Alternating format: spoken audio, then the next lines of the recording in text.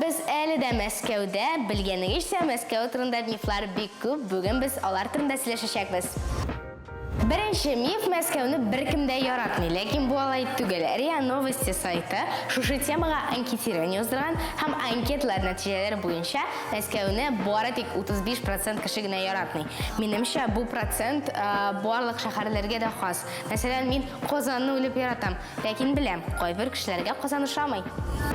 Икенче миф Мәскәүлеләр Мәскәүдә урнашкан музейларга йөрмиләр. Дуслар, бу алай түгел һәм шушы миф миңа ошамый.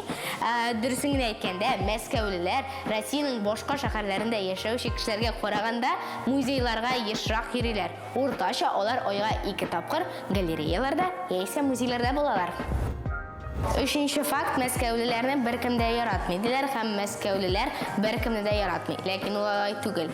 Мәскәүгә килгән һәрбер турист аңлыйдыр. Мәскәүлеләр бик ачык һәм якты кешеләр. Һәм һәрбер Мәскәүдә яшәүче кеше монда килгән туристка булыша ала.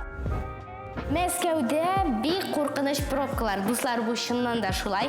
Кешеләр, Мәскәүлеләр иртән 4-тә чыгып, кичке 12-дә, 11-ләрдә генә кайталар.